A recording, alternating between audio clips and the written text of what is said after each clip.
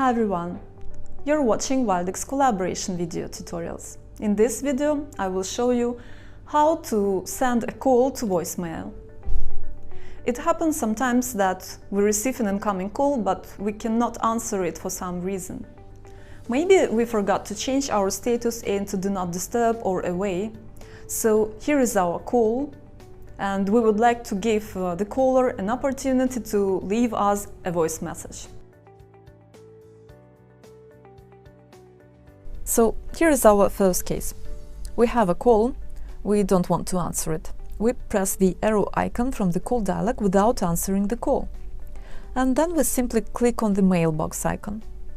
That's it.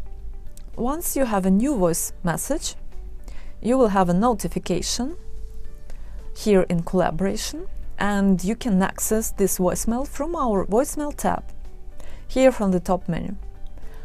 Of course, you will also receive this voice message via email and to all of your Wildix devices, desk phone, mobile app, etc. Here is our second case. We have answered the call, but at some point during the conversation, we would like this person to access our voicemail and still leave us a message. Why? Well, I don't know.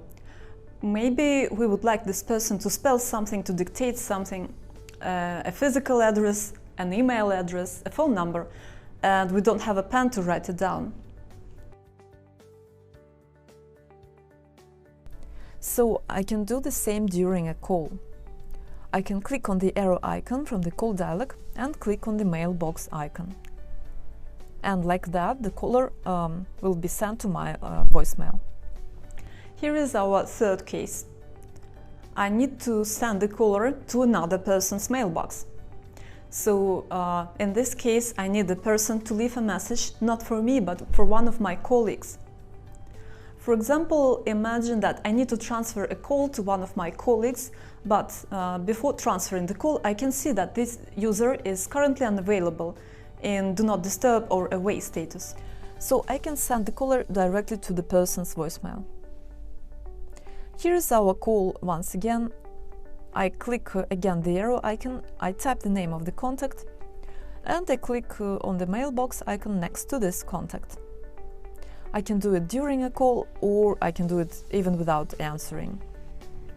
I remind you that you can also set up call forwarding rules, where, for example, all of your incoming calls will be sent to voicemail or to another phone number in case you're busy or unavailable. But we will talk about it in one of our next videos. That's it for today.